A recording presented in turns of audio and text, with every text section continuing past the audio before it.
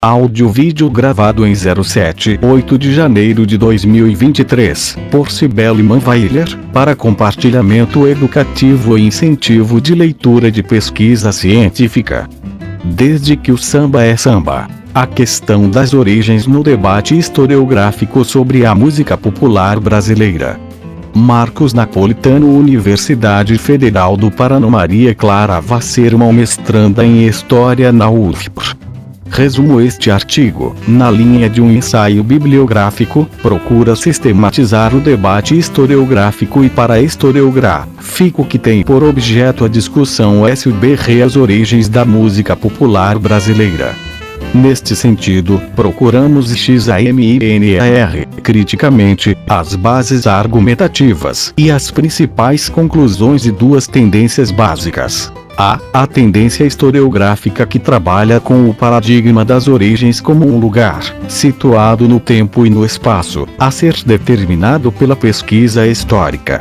B. A tendência, mais atuante a partir do meio acadêmico, que coloca sob suspeita a própria questão das origens, com um lugar determinável, procurando analisar historicamente a dinâmica social e ideológica que os discursos de origem podem revelar. Palavras-chave: música popular brasileira, historiografia, samba.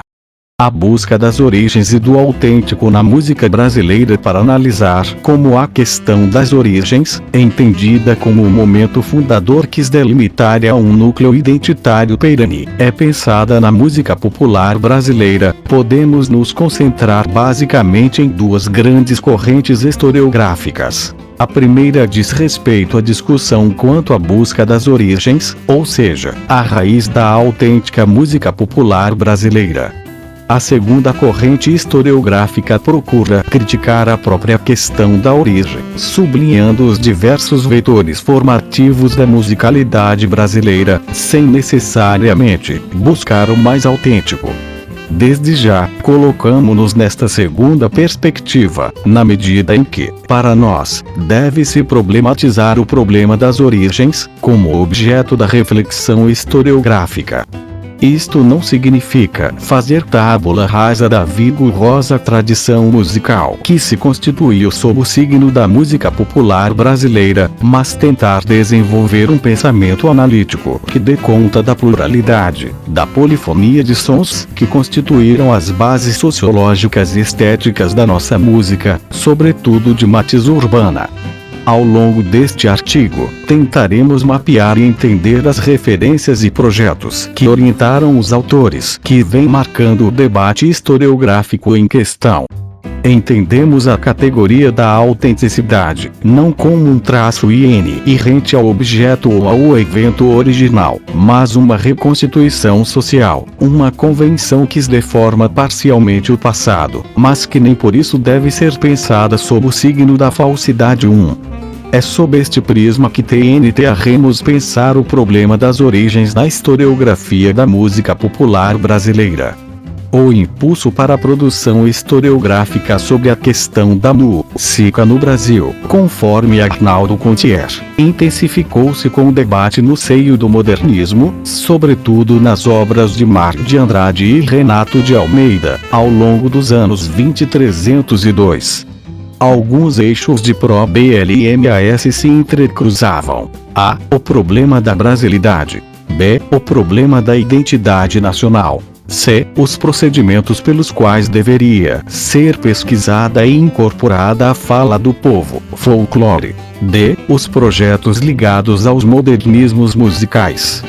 Para Mário de Andrade, a preocupação em encontrar uma identidade musical e nacional para o Brasil vai remeter à fixação dos traços da música popular desde finais do século XVIII, quando já podiam ser notadas certas formas e constâncias brasileiras no lundu, na modinha, na sincopação 3.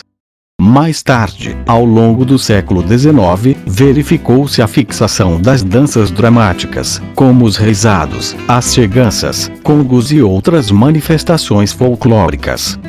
Finalmente, em relação às primeiras de 168 décadas do século XX, Mário de Andrade afirmava que a música popular brasileira é a mais completa, mais totalmente nacional, mais forte criação de nossa raça até agora. 4. Nessa altura, segundo Mário de Andrade, a modinha já se transformara em música popular. O maxixe e o samba haviam surgido. Formaram-se conjuntos série ST e Rose, conjuntos de chorões, e haviam se desenvolvido inúmeras danças rurais. A arte nacional estava então feita na inconsciência do povo, sendo a arte popular a alma desta nacionalidade. Daí a necessidade das pesquisas folclóricas propostas, como um meio para entrar em contato com as bases da cultura popular. Esse procedimento indicava a necessidade de partir do primitivo folclore, seguir uma linha evolutiva, acompanhando as vicissitudes do elemento civilizado às técnicas adquiridas, mantendo porém um núcleo central que demarcava uma alma nacional. Neste ponto, cabe um breve parênteses. Em seu estudo sobre o modernismo e a música popular, Santuza Cambraia Naves argumenta que, para Mário de Andrade, o popular estaria valorizado na medida em que iria oferecer a matéria-prima para se esboçar os traços gerais da identidade brasileira. 5. Neste sentido, o folclore contribuiria para a manutenção da identidade nacional na medida em que exerceria uma pressão na dire-se concedilhão do passado. A busca da tradição, cotejada com a perspectiva da modernidade, deveria construir um idioma musical próprio, irredutível ao culto folclorista per si. Para o autor de MACUNAIMA, a pesquisa do material folclórico musical deveria pré-PARAR, no plano da criação, a diluição do material popular no campo da expressão nacional, visando constituir as bases de elaboração de uma música pura, de formas renovadas. Em outras palavras, Mário de Andrade negava o exotismo, ufanismo, populismo e pastiches folclóricos, como procedimentos de criação a partir do popular. Não podemos afirmar que havia nesse autor um culto às origens, como momento a ser reatualizado pela criação musical, mas apenas a preocupação de estabelecer as bases de um material musical que trouxesse-se a fala da brasilidade profunda. Como é amplamente conhecido, a música urbana não se constituía no material privilegiado para o projeto Mário Andradiano, na medida em que nele a fala da brasilidade estaria mesclada a outras sonoridades, orundas de outras nacionalidades. Além do mais, a música urbana, sobretudo aquela produzida no centro mais vigoroso de produção musical popular, a cidade do Rio de Janeiro, rapidamente era canalizada para o consumo, na forma de música ligeira. 169 O pensamento folclorista urbano, na verdade, um dos primeiros impulsos para o debate sobre as origens da música urbana, veio da obra de Francisco Guimarães, Vagalume, jornalista, que publicou em 1933 o livro Na Roda do Samba 6. Na esteira da polêmica entre os sambistas, sobre a divisão rítmica correta que deveria caracterizar o samba, a orunda do maxixe ou da marca H7, Vagalume tentou estabelecer certos princípios básicos para definir não só o lugar social do samba, mas seus fundamentos estéticos. Esta empresa se tornava mais urgente, na medida em que o rádio e o incremento da indústria fonográfica criavam um caldeirão de sons e experiências musicais, que ameaçava descaracterizar qualquer signo de autenticidade na música popular brasileira. O livro de Guimarães delimitava um lugar social para o samba que fosse, ao mesmo tempo, garantia de uma marca estética indelével. O morro surge como um território mítico, lugar da rodeia onde se praticava o verdadeiro samba. As afirmações de Francisco Guimarães tinham um alvo claro: a denúncia da indústria fonográfica, que estaria matando o samba autêntico, ao usar e abusar do rótulo. A imagem da roda de samba voltaria à cena musical em vários momentos da história da música brasileira, sempre utilizada como imagem crítica à industrialização e à individualização da criação e audição musicais.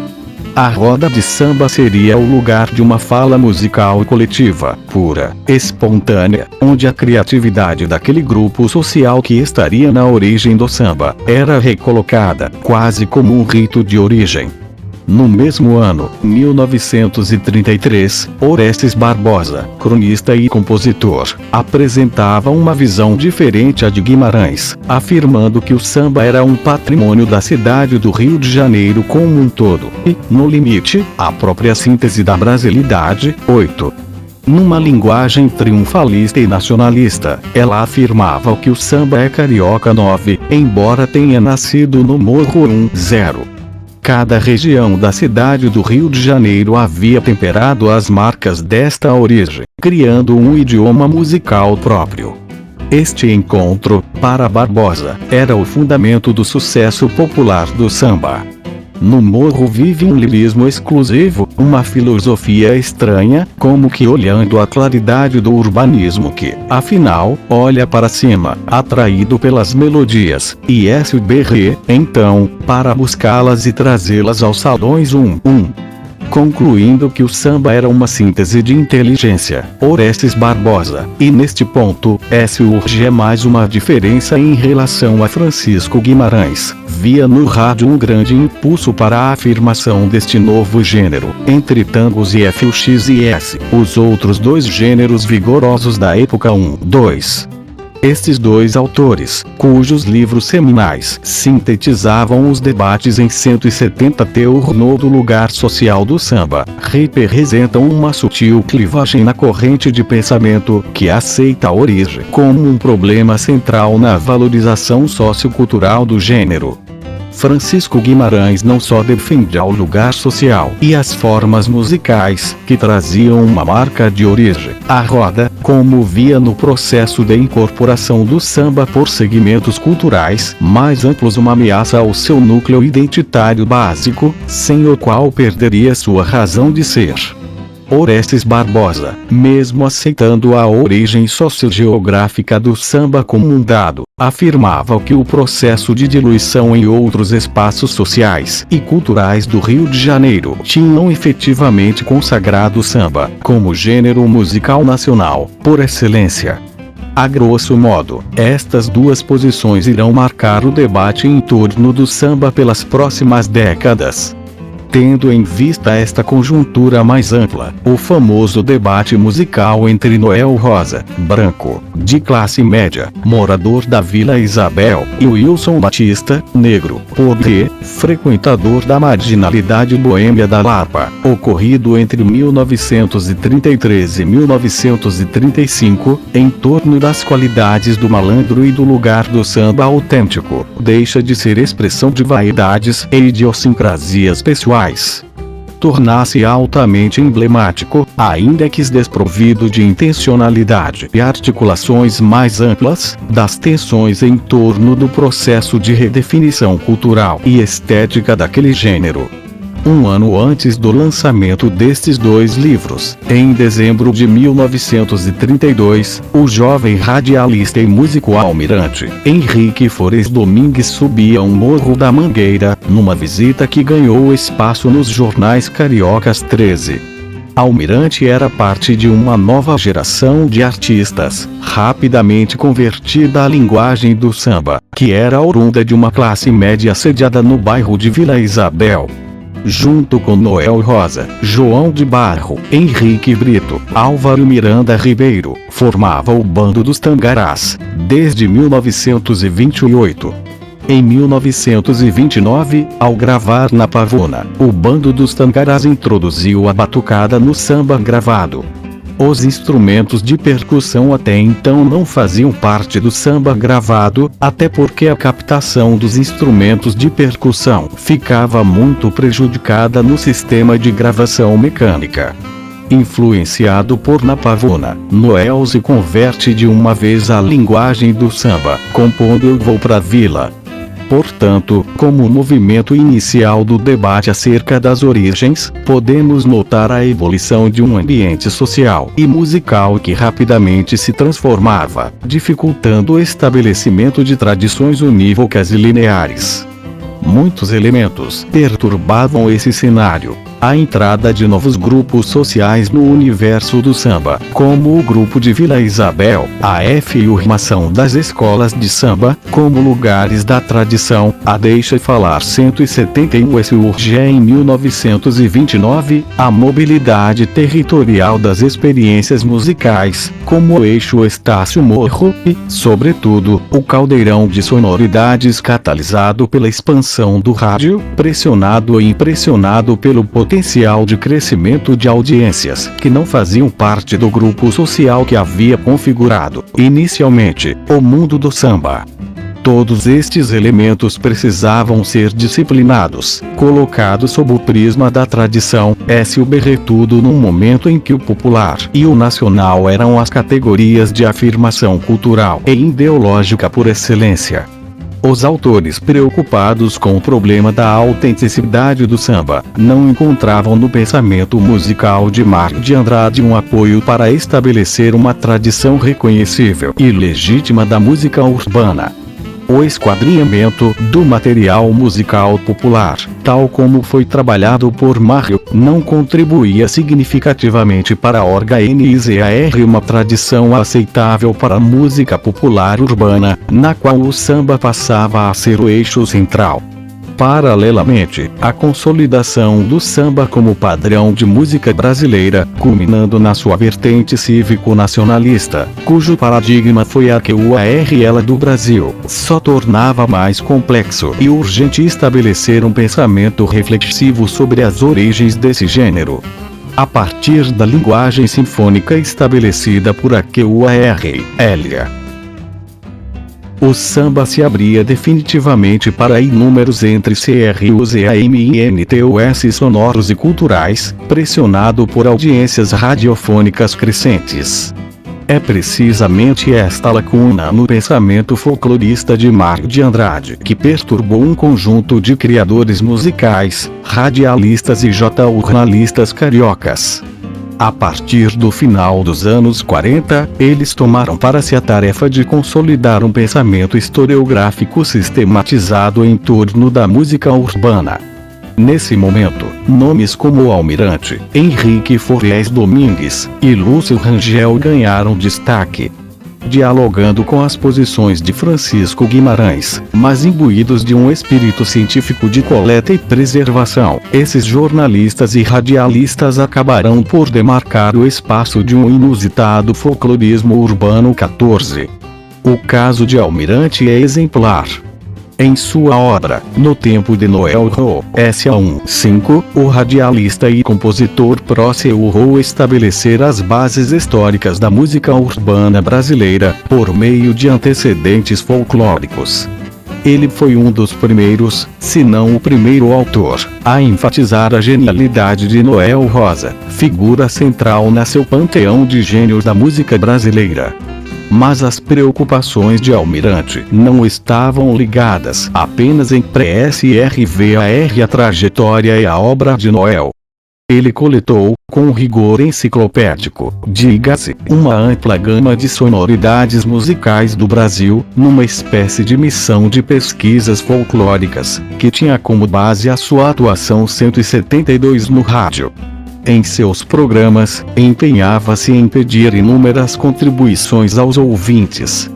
No ar, ele pedia material para um programa sobre cocos nordestinos. Recebia partituras dos ouvintes, que os maestros selecionavam, arranjavam e executavam ao vivo. 6. Almirante procurava estabelecer uma ligação entre as origens do samba urbano e o elemento rural, talvez como uma estratégia de autenticação do gênero. Num diálogo direto com Francisco Guimarães, afirmava que o samba não tinha nascido no morro. Para Almirante, o primeiro samba, pelo TLFON, de Donga 17, derivou de uma peça de costumes sertanejos denominada Um Marro e Ro, de Catulo da Paixão Cearense e Ignácio Raposo. Por outro lado, na famosa casa da tia Seata, os coautores que frequentavam o lugar, vindos do Nordeste, acabaram por contribuir com temas regionais nessa composição coletiva. Portanto, nesta linha de argumentação, o samba, ainda que uma manifestação musical urbana, era o ponto culminante de várias sonoridades, enraizadas em regiões de povoamento antigo e bases culturais seculares. Para Almirante, as diversas vertentes do samba tinham encontrado uma perfeita expressão, já totalmente urbana, com a obra de Noel. Neste sentido, o compositor da Vila Isabel era visto como um ponto de fusão entre a tradição e as novas possibilidades do samba, enquanto gênero plenamente reconhecível, dotado de linguagem própria. Após a morte de Noel, em 1937, e a crescente influência norte-americana na música brasileira, incrementada pela política da boa vizinhança, Almirante iniciou um trabalho sistemático, mais empírico do que teórico, de reconfiguração de um passado musical. O próprio conceito de velha guarda, disseminado por Almirante, sintetiza este projeto historiográfico para a música brasileira. Curiosamente, o conceito de velha guarda, efetivamente consagrado nos anos 50, fazia tábula rasa de muitas tendências fornativas do samba. Neste conceito cabiam músicos do primeiro samba, Donga, Pixinguinha, nomes ligados às escolas de samba, Ismael Silva, e artistas diretamente relacionados com os primeiros programas musicais do rádio, Noel Rosa, João de Barro, Silvio Caldas. A tentativa de estabelecer uma tradição era concomitante a um cancioneiro que se consagrava na audiência popular, via rádio, marcado pela afirmação da crença na autenticidade de um gênero específico e de difícil estabelecimento, como era o samba. Nos inícios dos anos 50, o panorama já era outro. A vertente mais popular da música brasileira era marcada pelas marchinhas de carnaval. Os gêneros estrangeiros, como boleros mexicanos e tangos argentinos, K-173, ganhavam cada vez mais espaço nas rádios 8. Os concursos de reis e rainhas do rádio geravam um ambiente de histeria coletiva, em torno dos fã-clubes. A música norte-americana também tomava conta das paradas de sucesso. As big bands, famosas nos anos 40, ainda estavam em evidência.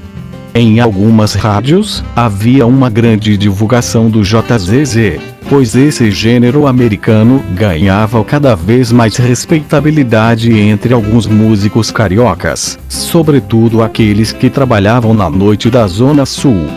A percepção de que a música brasileira ocupava um espaço menor nos meios de comunicação tornou-se uma fonte de preocupação para um conjunto de homens da imprensa, dado o temor pela internacionalização e perda de referenciais para a cultura nacional. A preocupação com o estabelecimento de uma linguagem nacional para a canção, tão forte na virada dos anos 30 para os anos 40, parecia desaparecer do cenário artístico, sobretudo das programações das rádios. Neste momento, o debate nascido ainda nos anos 30, sobre a necessidade de se estabelecer a raiz e a autenticidade do samba, como eixo principal da música brasileira, ganhou nova força entre alguns homens de imprensa. A preocupação em redefinir a nacionalidade e a tradição das manifestações musicais do povo brasileiro reuniu intelectuais de vários setores, e a música brasileira tornou-se objeto de um amplo debate. Esses personagens tinham em comum a preocupação em preservar a memória musical do Brasil, leia-se, do Rio de Janeiro, tomado como o microcosmo da nação, sobretudo o material musical criado nas décadas de 2302. Nesse contexto, surgiu a Revista de Música Popular, um importante foco de pensamento, assumidamente folclorista, para pensar e preservar as origens e a identidade da música popular brasileira. Essa revista, criada em 1954, consolidou e procurou dar conteúdo aos conceitos de época de ouro e velha guarda na música popular brasileira. Sob o comando de Lúcio Rangel e Pércio de Moraes, a RVISTAVIS ava exatamente intervir no cenário musical, para eles marcado pela mercantilização crescente do rádio, e resgatar a autêntica tradição da música brasileira, que parecia perdida. Já no editorial do seu primeiro número, percebemos esse objetivo básico. A revista de música popular nasce com o propósito de construir. Aqui estamos com a firme intenção de exaltar essa maravilhosa música que é a popular brasileira. Estudando-a sob todos os seus variados aspectos, focalizamos seus grandes criadores e cremos estar fazendo um serviço meritório. Os melhores especialistas no assunto estarão presentes, desde este número 174 inaugural, nas páginas que se seguem. Ao estamparmos na capa do nosso PRIM e o número a foto de Pixinguinha, saudamos nele, com símbolo, ao autêntico músico brasileiro, o criador e verdadeiro que nunca se deixou influenciar por moedas efêmeras ou pelos ritmos estranhos ao nosso popular Rio. Não nos limitaremos a tratar apenas da música popular brasileira. Algumas páginas são dedicadas, em cada número, ao jazz, a grande criação dos negros norte-americanos, e para tanto convidamos um de nossos mais acatados especialistas no assunto, o crítico José Sanz. 21 A revista teve 14 edições mensais, de setembro de 1954 a setembro de 1956. Sua estrutura básica consistia em seções fixas, baseadas numa perspectiva folclorista, artigos sobre a história da música popular. Posteriormente surgiu uma outra seção, cujo tema era a história social da música popular carioca. Levantamento de discos raros. Coluna fixa de Nestor de Holanda, criticando o aspecto comercial que o rádio vinha tomando. Memórias musicais escritas por Fernando Lobo, com a denominação Música Dentro da Noite. Estes são raros, apresentando, numa perspectiva quase didática, os discos que fizeram história na música brasileira. Havia ainda uma seção de crônicas escritas por Pércio de Moraes, comentando as situações que inspiraram famosas canções brasileiras. Quase sempre, a revista fechava seus números com uma seção sobre o JZZ, que visava resgatar esse gênero como expressão folclórica autêntica do negro de New Orleans.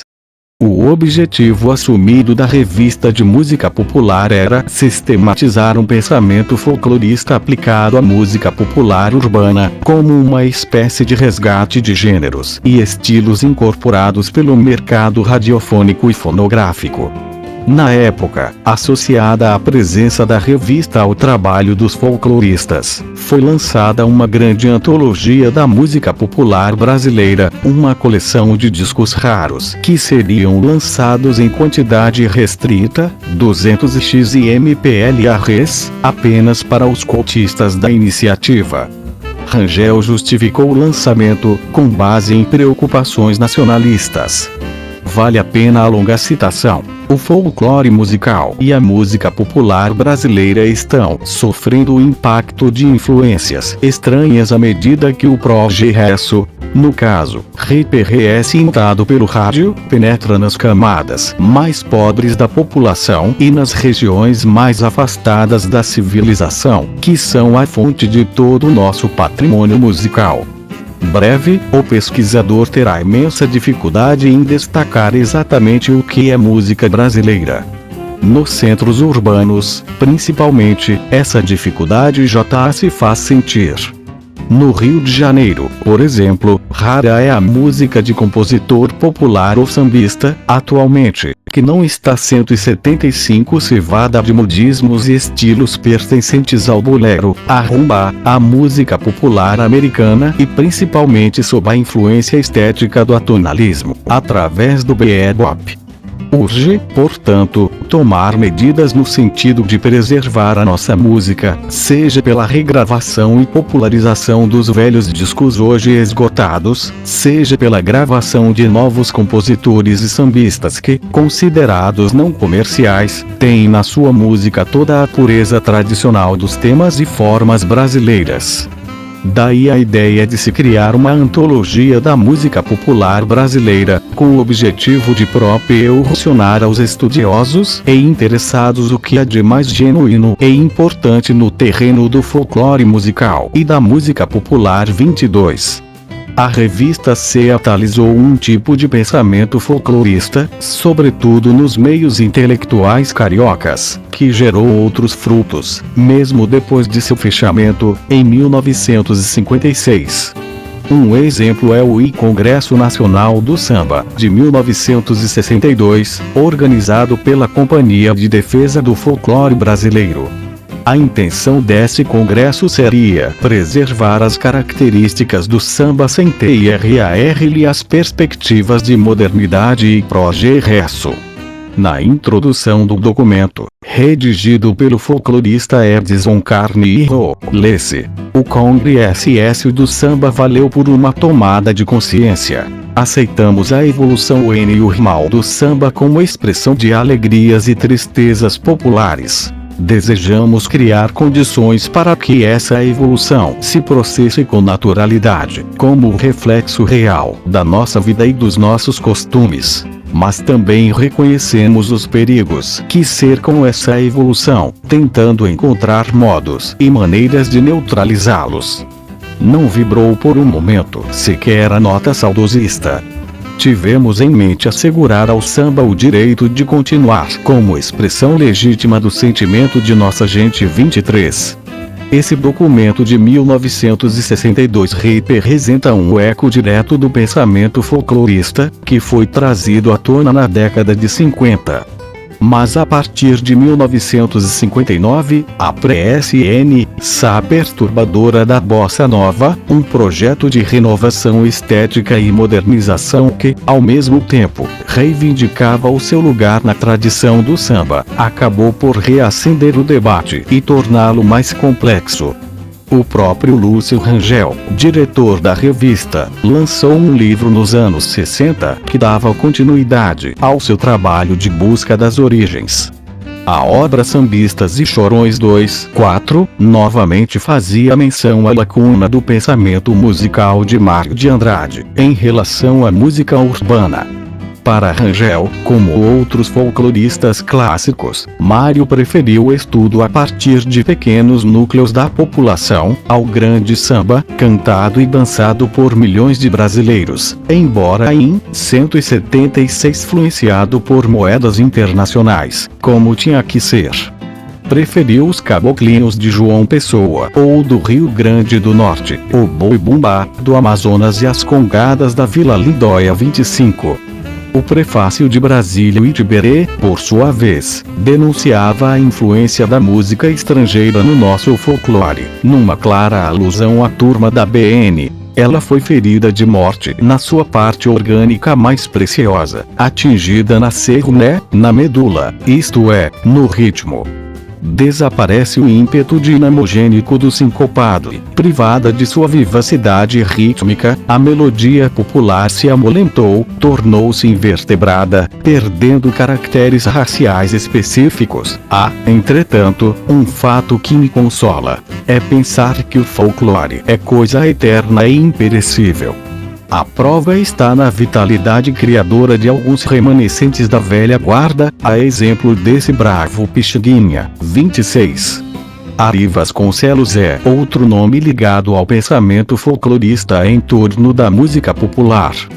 Depois de um longo tempo sem estudos significativos acerca da música popular brasileira, Ari lançou um livro que tentava preservar, de maneira mais sistematizada, uma determinada tradição, corroborando a ideia de um passado original e grandioso, que ele localizava nos anos 30, e que chamou de Época de Ouro 2/7.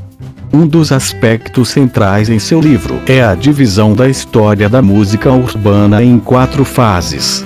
Fase primitiva, 1889-1927. Fase de ouro, 1927-1946. Fase moderna, 1946-1958. Fase contemporânea, 1958 em diante. Nota-se nessa divisão a preocupação em demonstrar a influência crescente da música estrangeira, como a música americana e o bolero, que também iriam contribuir para que o samba original fosse chamado de antiquado, na época moderna da música brasileira. Os dois culpados por essa perda de raízes seriam a indústria cultural e as influências estrangeiras que sepultaram a expressão mais pura da alma nacional. 8. A fase de ouro, para o autor, foi a época em que o compositor se profissionalizou. Ainda assim, para Vasconcelos, as músicas eram compostas mais por amor do que por dinheiro e quase nada rendia senão o prazer de expressar-se esteticamente. Como contraponto, a fase moderna já seria marcada pelos movimentos das sociedades arrecadadoras, e a música passou a ser um negócio como qualquer outro. Surgiu então uma nova casta musical que desalojou a antiga, pois a grande força não viria mais da arte enquanto expressão estética, mas sim do dinheiro. Além deste aspecto, a influência da música americana e do bolero tinha feito com que o samba tradicional 177 não parecesse antiquado e quadrado. Pode-se verificar nesse posicionamento do autor a necessidade da preservação da memória musical mais pura, anticomercial, cujo momento estaria na fase de ouro. O livro foi lançado em meio às polêmicas que cercavam a consagração da bossa nova, e tinha um claro objetivo de elogiar uma outra vertente da música popular brasileira, ainda que não desqualificasse completamente essa nova experiência musical. Os trabalhos escritos e a vigorosa atuação pública, na imprensa e no rádio, de Almirante, Lúcio Rangel e Ari Vasconcelos, marcaram uma fase importante na historiografia da música popular brasileira. Não se pode dizer que os chamados folcloristas da cidade tinham um projeto ideológico claro e orgânico, mas interferiram nos meios de comunicação de massa para fazer com que suas ideias tivessem uma circulação mais ampla. Concordamos com a afirmação de que a principal vitória desse grupo foi o reconhecimento do samba como manifestação nacional e autêntica, consagrado através dos meios de comunicação. 9. Estabelecer uma tradição era interferir na formação da audiência, na medida em que o gênero samba estava plenamente constituído e possuía um público próprio. Na virada dos anos 40 para os anos 50, tratava-se de afirmar um gênero específico, que deveria trazer uma marca de origem, o samba, contra outros gêneros reconhecíveis que interferiam na audiência nacional, como o jazz, o bol e o rumba. Mas no final dos anos 50, a bossa nova iria abalar toda a estrutura de criação e audição, baseada nos gêneros estabelecidos, na medida em que procurava uma renovação dentro da tradição do samba. Neste momento, o apelo à tradição ganhava um novo impulso. Tratava-se de recolocar a evolução da tradição em consonância com as marcas de origem.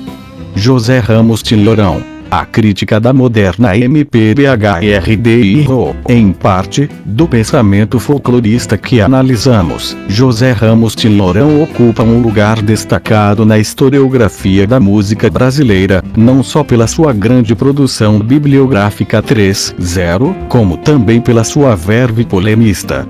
Tinhorão ganhou fama e desafetos ao se pautar por um projeto historiográfico que buscava delimitar, radicalmente, diga-se, as marcas de origem da música brasileira, num momento em que a bossa nova apontava mais para uma ruptura, ainda que buscando inspiração no morro, como ocorreu na sua vertente nacionalista, com Carlos Lira, Nara Leão e Vinícius de Moraes, ou em Orlando Silva e nos sambistas antigos, como podemos notar nos álbuns de João Gilberto.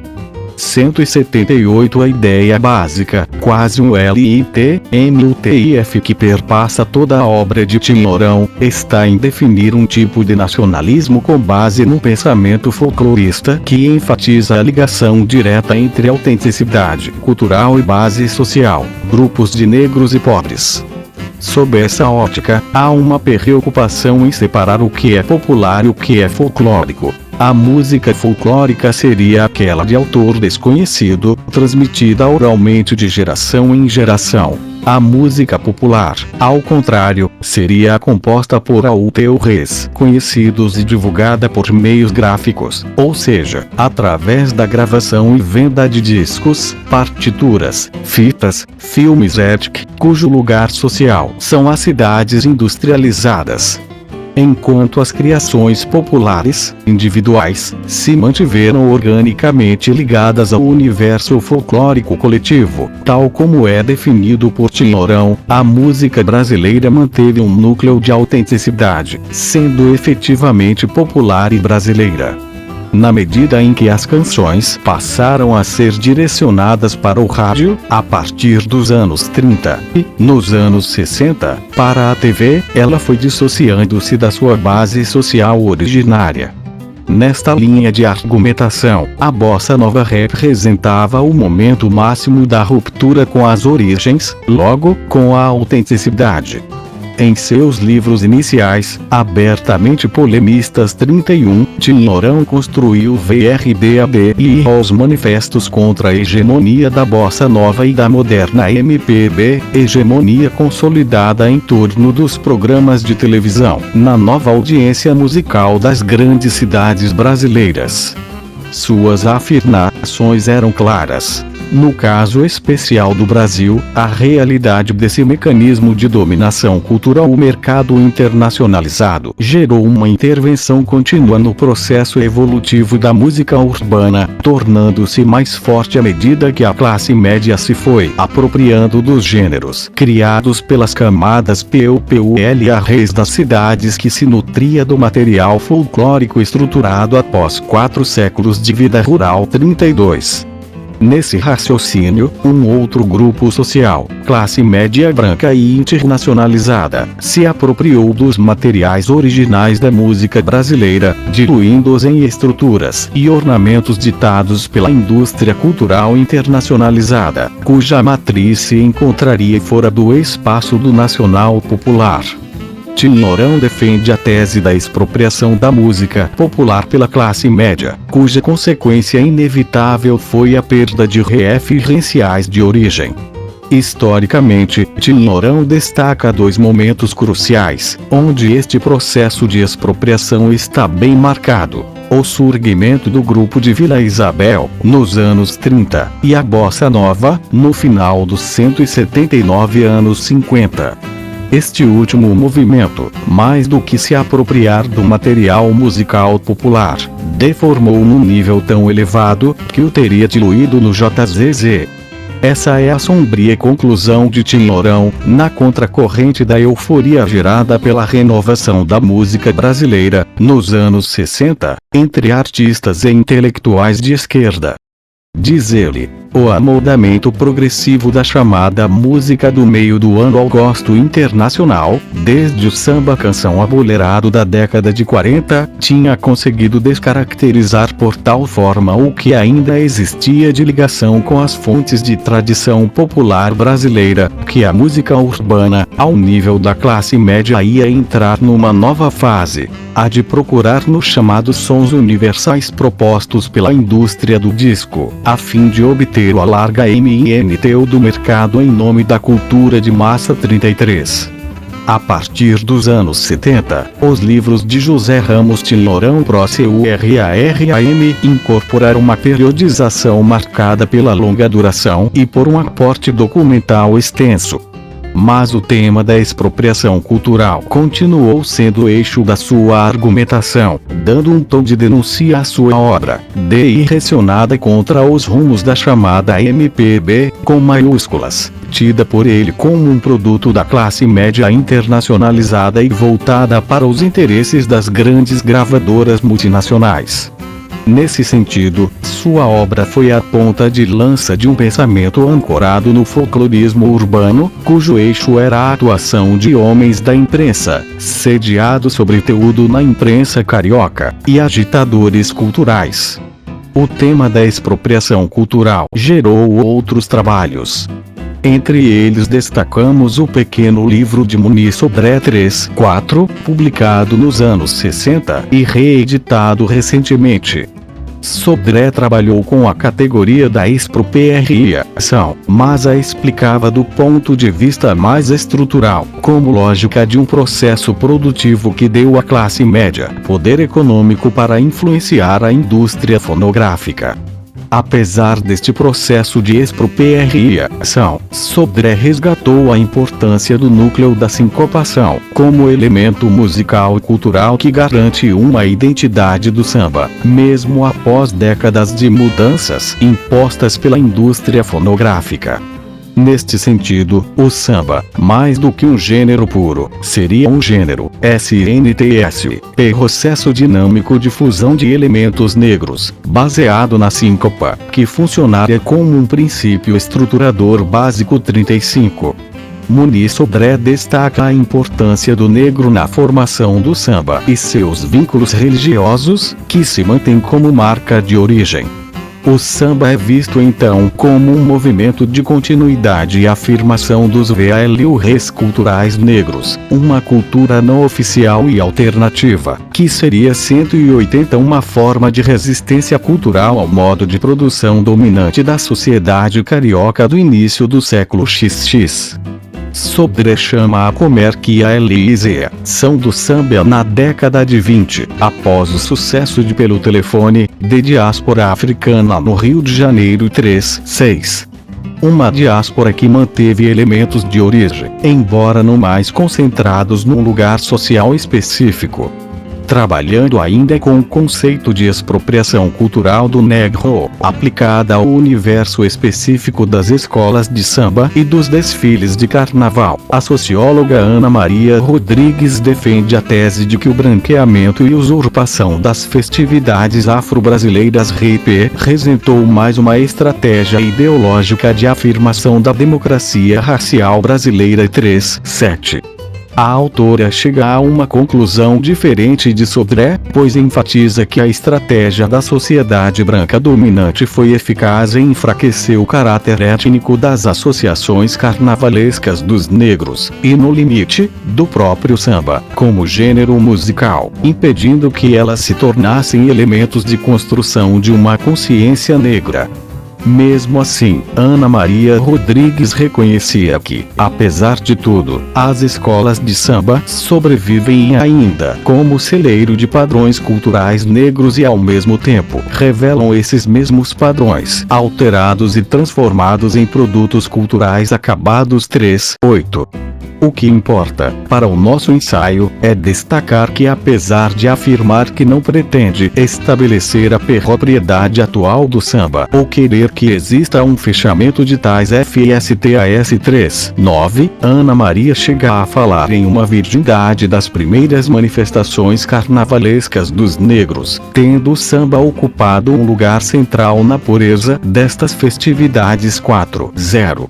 A imagem da origem socioespacial do samba, tão forte em nossa literatura sobre o tema, é incorporada in totum pela autora. É nas favelas que o samba tem oportunidade de evoluir, de se fortificar, em razão das características geográficas das favelas e suas formas peculiares de edificações, dificultando, automaticamente, a chegada de estranhos. 41. Se o tema da pureza étnica/social da origem do samba, de uma forma ou de outra, mais aberto aos contatos culturais ou não, permanecem fortes, sobretudo numa dada memória social de matriz nacionalista, parece-nos que, ao longo dos anos 80, ela começou a perder vigor nas análises propriamente acadêmicas sobre o tema. Em relação à questão específica da pureza das identidades negras em torno das práticas musicais do início do século, os trabalhos de Roberto Moura 4.2 e Mônica Pimenta VLLUS 4.3 mostram como os espaços geridos pelas tias baianas, nas casas, nos terreiros ou nos bairros, eram o epicentro de relações culturais e sociais muito complexas, por onde circulavam diversos grupos e 181 idades. Nestes territórios de encontro, em que pese todo o peso da discriminação racial e social, é que se constituiu um idioma musical igualmente complexo e entrecruzado. Elementos brancos e negros, práticas de resistência e de clientelismo, sonoridades africanas e europeias, enfim, elementos díspares, encontravam nestes espaços um território comum, ainda que efetivamente sintetizado sob o tempero de uma cultura afro-brasileira e negra. Revisões historiográficas sobre a questão das origens. Se os autores ligados à imprensa, sobretudo à imprensa carioca, produziram várias obras, nas quais o problema central é determinar o lugar da origem e as formas evolutivas da música que conseguem recolocar a identidade sociomusical brasileira, as revisões historiográficas recentes têm procurado criticar a própria categoria origem, como eixo de um projeto historiográfico para a música popular brasileira. A produção ensaística ligada ao meio acadêmico, que se iniciou nos anos 70 e se consolidou nos anos 80, procurou enfatizar os novos padrões e identidades que os gêneros musicais urbanos tomaram, na medida em que foram configurando-se como músicas para consumo, voltadas para o mercado urbano. Nesse viés, o eixo central de análise não era mais a busca das origens, mas a crítica das origens. Entre as reflexões acadêmicas marcadas por este viés, produzidas a partir dos anos 80, destacamos alguns autores: José Miguel Wisnik, Jorge Caldeira e Hermano Viana 44. José Miguel Wisnik, no texto intitulado Getúlio da Paixão CARNS 4.5, perrou traçar um painel das clivagens que a música urbana brasileira sofreu, nas primeiras 3 décadas do século. Sua preocupação básica é esboçar uma reflexão sociológica e estética que não caía nas armadilhas da busca das origens, como uma positividade previamente dada. Wisnik evita trabalhar com espaços sociais polarizados, morro vs US cidade ou terreiro vs US sala de concerto, preferido matizá-los, incorporando vários outros espaços intermediários, por onde se vivenciavam as experiências musicais. O modelo interpretativo de Wisnik destaca o jogo social, ora de reconhecimento, ora de exclusão entre sambistas e elites. O jogo social obrigava a um conjunto de passagens entre estes espaços sociais, aos quais Wisnik chamou de biondos. Esses biondos, no sentido de territórios culturais de passagem 4.6, permitiam o recruzamento de sinais culturais dos dois lados. Nos anos 30, quando do momento da reformulação da identidade nacional, esse jogo adquiriu a rede política cultural, permitindo um pacto sociocultural que garantia 182 a eficácia de uma dupla estratégia: a autenticidade nacional popular para o mundo político/intelectual e o prestígio do sambista pelo reconhecimento das elites. Mas Wisnik destaca um elemento que perturbava ambas as estratégias: o mercado. Portanto, este autor colocou o problema das origens e da autenticidade sob suspeita, situando num jogo social que será reconfigurado pelo Pacto Populista pós-30. Este pacto, se não resolvia o problema da incorporação do cidadão precário, sujeito do samba, ao menos criava um rol de identidade, que permitia ao popular ser incorporado pelo projeto nacional. Não como os intelectuais nacionalistas gostariam, e nesse sentido o projeto Mário Andradiano ficou inconcluso, mas como as indisciplinadas forças do mercado demandaram. O Estado Novo, ao mesmo tempo em que abrigava projetos de pedagogia cívico-nacionalista, cujo equacionamento do problema das origens e da autenticidade era crucial, ao mesmo tempo estimulava as forças do mercado que, no limite, inviabilizavam a manutenção de uma tradição purista, unívoca e linear. Atenção INTR, os dois projetos explica por que o samba será o gênero matriz da identidade musical brasileira, mesmo quando misturado a outros elementos. O samba era o ponto de encontro das audiências, e seu receio NHCM mutou pelos intelectuais do Estado Novo, que passaram a defender sua domesticação, representa o reconhecimento das forças do mercado sobre os projetos estético-ideológicos da elite. O samba abria o espectro de repertório da Rádio Nacional, em cujas ondas o imaginário do país viajava 4/7. Na medida em que o samba era aceito como padrão de música brasileira por excelência, a busca das origens tornava-se uma estratégia de delimitação do espaço da própria cultura nacional, em meio às forças centrípetas do mercado. Em sua dissertação de mestrado, Jorge Caldeira 48 analisa a trajetória da consagração do samba, para o qual concorreram novos hábitos de composição, produção, circulação e escuta musical. Para Caldeira, uma das marcas de origem do samba é justamente a estratégia assumida por Djonga, ao gravar pelo telefone, de levar o samba para fora dos espaços sociais que lhe deram origem, os círculos restritos de músicos negros e populares. Como eixo analítico para criticar o pensamento historiográfico marcado pelo culto às origens, Caldeira propõe uma série de análises entrecruzadas, problematizando os polos que demarcam os debates. Polo coletivo, Casa da Tia Seata, VRSUS. Polo individual, Djonga, pelo telefone, e polo negativo, artificial/comercial/massa, VRSUS. Polo positivo, autêntico/cultural/étnico.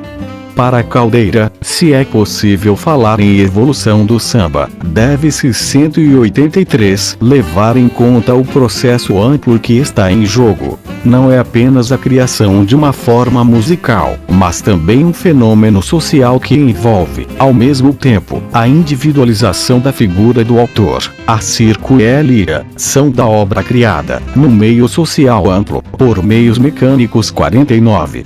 O maior paroxismo que o autor destacou é o fato, inusitado, de que o samba gravado, por meios elétricos, aproximou-se do som da rodeia. Vozes mais naturais, percussão, feita por ritmistas negros, aumento do seu ro. Essa afirmação pode ser vista como uma proposta de revisão radical da dicotomia estabelecida nos anos 30, por Francisco Guimarães, entre a roda e o disco, sendo este último o polo negativo e desagregador da autenticidade do samba. Síntese da era do rádio e do samba gravado, Noel Rosa surge como uma figura emblemática.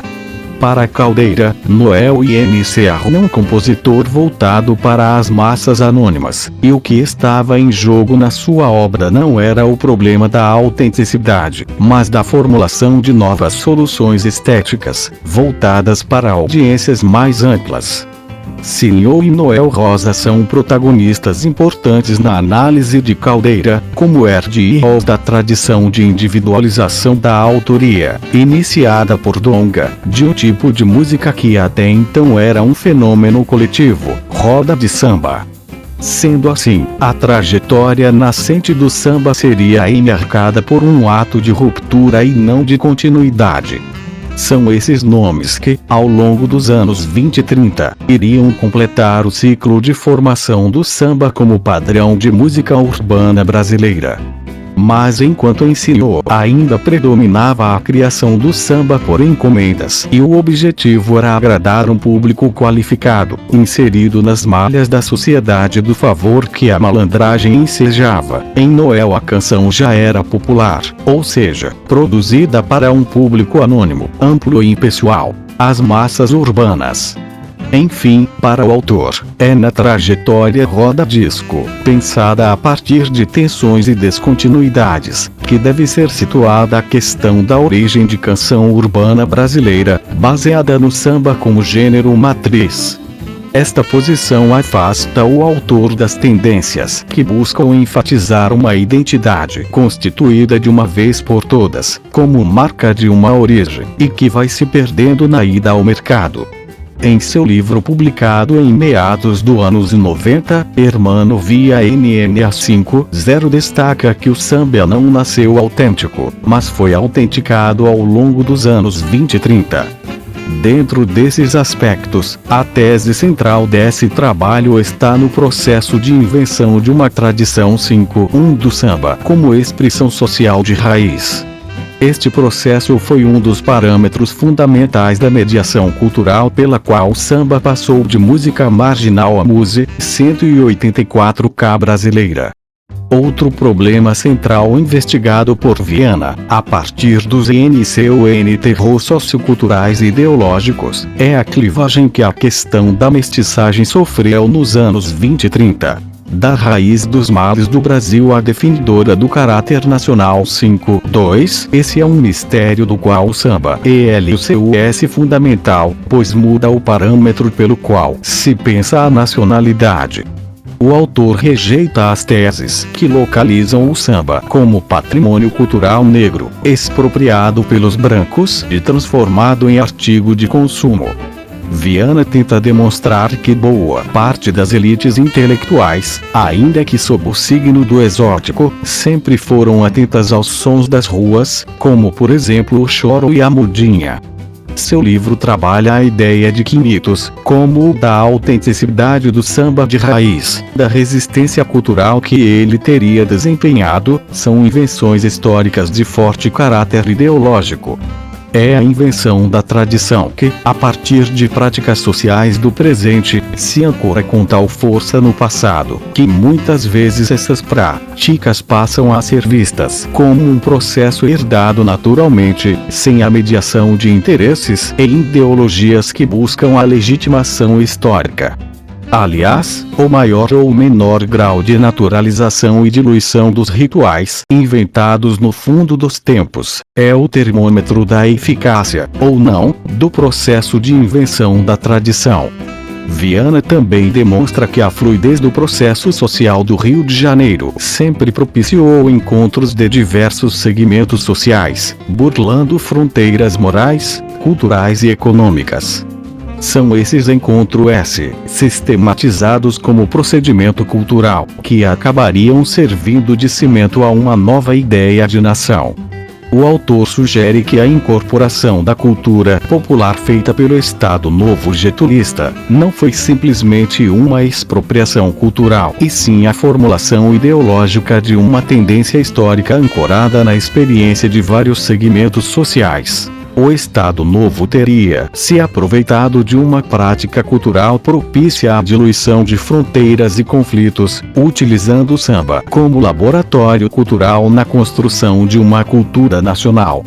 Considerações finais. Todos os autores arrolados, situados em dois eixos analíticos opostos, mas desenvolvendo sua argumentação em diversas direções, parecem extrair conclusões diferentes de um mesmo conjunto de RFR, PNC e AS musicais.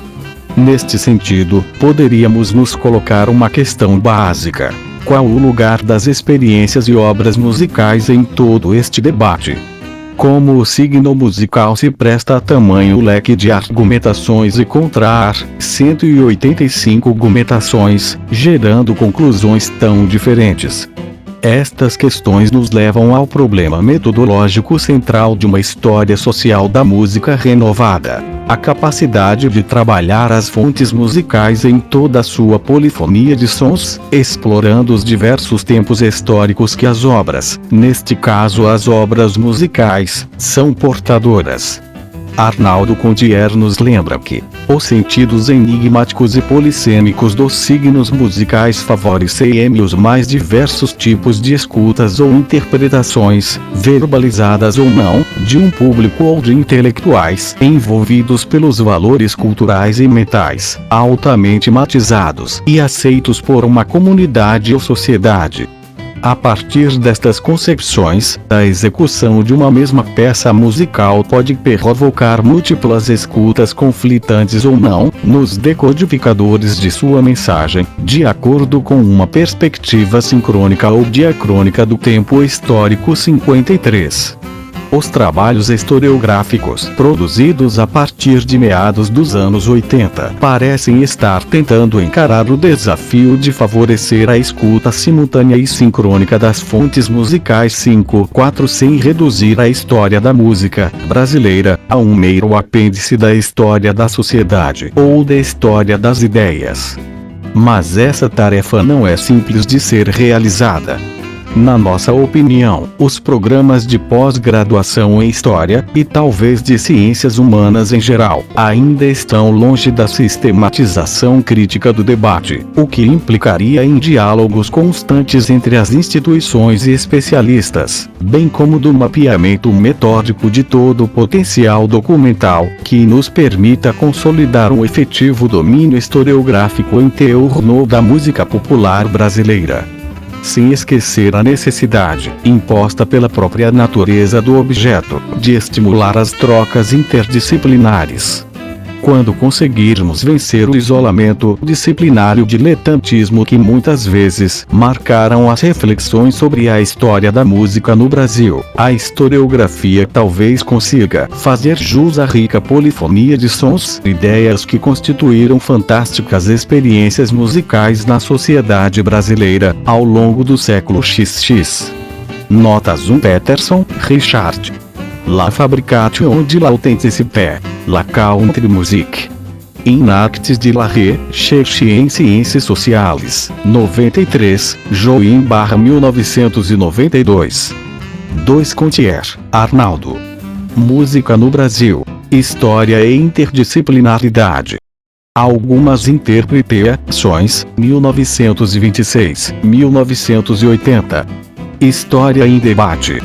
Atas do 16 Simpósio Nacional de História, ANPU, Rio de Janeiro, 1991, ANPU/CNPq, pp 151, 189.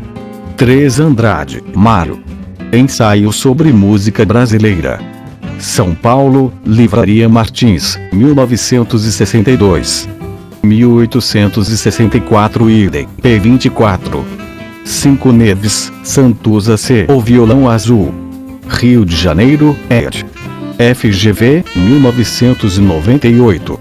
6 Guimarães, Francisco, Vagalume.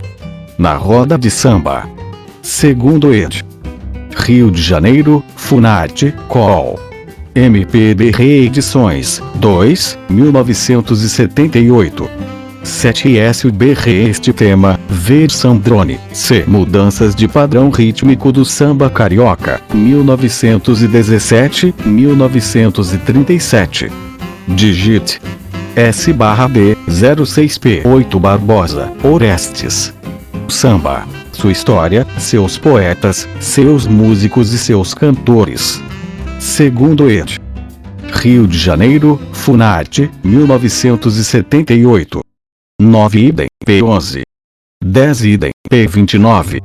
11 idem, p31. 12 idem, pp 110, 111. 3 Cabral, Sérgio. No tempo de Almirante. Uma história do rádio e da MPB. Rio de Janeiro, Francisco Alves, 1990, pp 87, 88.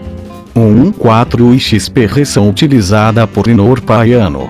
Ver Paiano e Oberimbau e o Som Universal.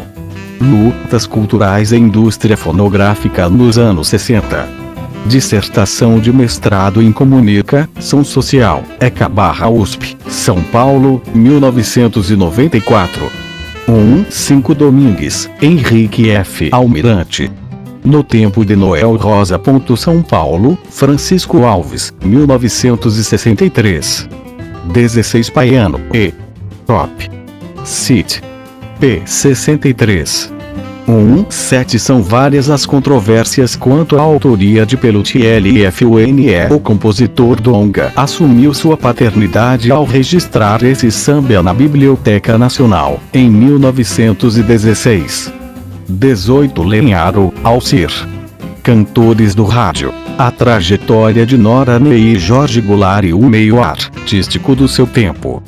Campinas, editora da Unicamp, 1995. 9 Entende-se pelo termo intelectuais aqui utilizado: jornalistas, folcloristas, historiadores, musicólogos, músicos e escritores. Esses intelectuais não eram acadêmicos ou músicos do campo erudito. Eram, sobretudo, homens da imprensa, como jornal e rádio, cuja paixão pelas coisas brasileiras expressava-se numa ânsia de preservação, não raro materializada em impressionantes arquivos, guardados e organizados com rigor enciclopédico. Paiane e Top City P. 63. 20 Enor Paiano denomina esses intelectuais de folcloristas da cidade. São eles os mais preocupados em preservar a tradição da chamada Época de Ouro. Nomes como Almirante, Ari Vasconcelos e Lúcio Rangel atuam como os principais representantes desse pensamento folclorista urbano, para diferenciar do pensamento folclorista clássico, que enfatiza o meio rural como base da cultura popular a ser resgatada. 21 Revista de Música Popular. N01 7/1954. 22 Idem, p. 27. 3 Carneiro, e Introdução à Carta do Samba, aprovada no Congresso Nacional do Samba, 28 de novembro a 02 de 10/1962, em Rio de Janeiro, Ministério da Educação e Cultura / Campanha de Defesa do Folclore Brasileiro, 1962, p. 03. 1872, 4 Rangel, Lúcio. Sambistas e chorões. Aspectos e figuras da música popular brasileira. São Paulo, Livraria Francisco Alves, 1962. 25 Idem, p. 23. 26 Apude Paiano, e Top City p. 89. 27 Vasconcelos, Ari. Panorama da Música Brasileira. São Paulo, Livraria Martins, 1964. 28 Idem, p. 10. 29 Paiano, e Top City. 30 Entre os livros propriamente historiográficos de Tinhorão, José Ramos, destacamos: Pequena História da Música Popular. São Paulo, Pática, 1978. Música Popular. Do gramofone ao rádio e TV. São Paulo, Pática, 1981. 3 Tinhorão, José R. Samba. Um tema em debate. Rio de Janeiro, Saga, 1966. O samba agora vai. A farsa da música brasileira no exterior. Rio de Janeiro, JCM Editores, 1969. 32 Tinhorão, J.R. Top City 1969, p09. 33 Idem, p127. 34 Sodré Muniz. Samba, O Dono do Corpo. Segundo Ed. Rio de Janeiro, Mauá, 1998. 5 Síncopa é entendida como um deslocamento do tempo, que provoca um deslocamento no corpo, na medida em que o corpo por ela provocado, dança. Lembramos que Mário de Andrade não considerava a síncopa como um elemento a ser sobrevalorizado na busca da brasilidade musical, na medida em que se prestava a um sem número de exotismos e permanecia ligada ao caráter dinamogênico da música, relativizado pelo autor de Macunaíma. 36 Sodré Muniz. Top City p. 16. 37 Rodrigues, Ana Maria. Samba negro, expoliação branca. São Paulo, Ocitec, 1984. 38 idem, P05. 39 idem, P07. 40 idem, P22. 41 idem, P32. 4. Duas Moura, R. Tia Seata e a Pequena África do Rio de Janeiro. Rio de Janeiro, Funarte, 1983. 4. 3 Veloso, Mônica P. As tias baianas tomam conta do pedaço. Espaço e identidade cultural no RJ. Em estudos históricos, 3, 6, Rio de Janeiro, 1990, pp 207, 228, 4 a partir de meados dos anos 80, o número de teses e dissertações sobre a música brasileira cresceu de maneira significativa. Um grande levantamento desta produção, a maior parte ainda não publicada, pode ser vista no site do Projeto Alta Fidelidade, do Grupo de Pesquisas em MPB de Curitiba, www.jocities.com/altafidelidade, e parte dela foi listada pelo pesquisador Tiago de Melo Gomes, da Unicamp, publicada no dossiê MPB da revista História, Questões e Debates, N31, APH/Programa de Pós-Graduação em História/UFPR, no Prelo. 45 Wisnik, José M. Getúlio da Paixão Cearense. Hino Nacional e o Popular na Cultura Brasileira, Música. São Paulo, Brasiliense, 1983. 1884. 6. Em relação a esta problemática, ver o texto de Cândido Antônio. A Dialética da Malandragem. Hino Discurso e a Cidade. São Paulo, Duas Cidades, 1985. 4. 7. Wisnik, José M. Algumas questões de música e política no Brasil. Imbozi, a Org. Cultura e política. Temas e situações. São Paulo, Pática, 1987, pp. 114, 123. 48 Caldeira, Jorge. A Voz. Samba como Padrão de Música Popular Brasileira, 1917-1939. Dissertação de mestrado, FFLCH/USP, 1989. 49 idem, P17, 50 Viana, Hermano. O Mistério do Samba. Rio de Janeiro, Jorge Zared/Et. UFRJ, 1995. 5. Uma referência ao conceito de Érico Hobsbawm assumida pelo autor. Vero Hobsbawm e Itali. A Invenção das Tradições.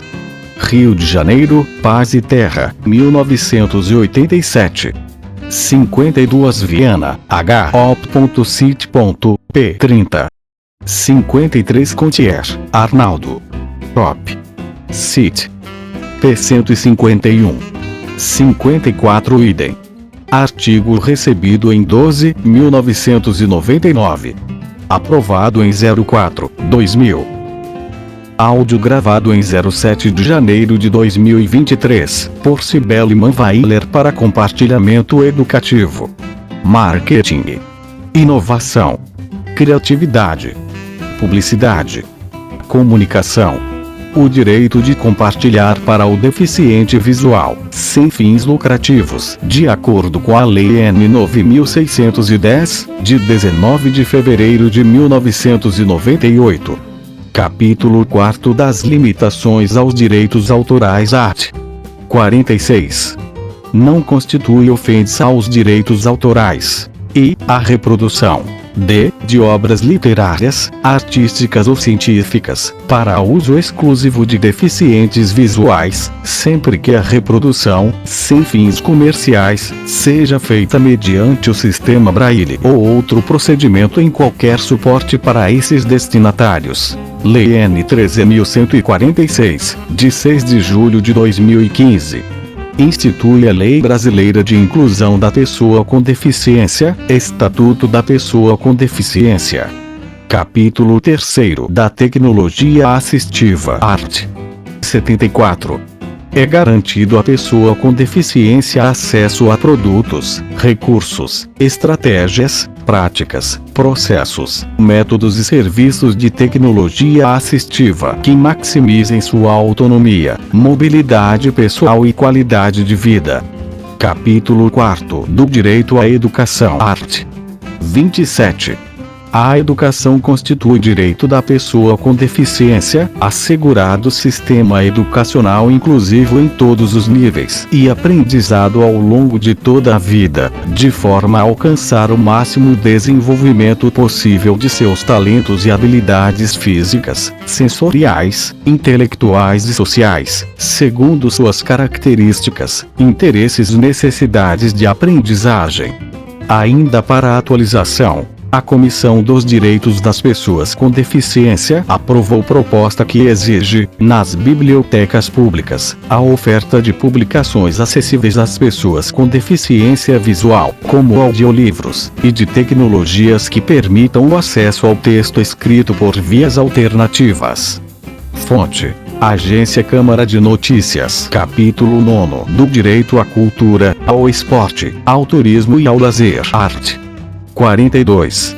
A pessoa com deficiência tem direito à cultura, ao esporte, ao turismo e ao lazer em igualdade de oportunidades com as demais pessoas, sendo-lhe garantido acesso e a bens culturais em formato acessível, e a programas de televisão, cinema, teatro e outras atividades culturais e desportivas em formato acessível. E a monumentos e locais de importância cultural e a espaços que ofereçam serviços ou eventos culturais e esportivos.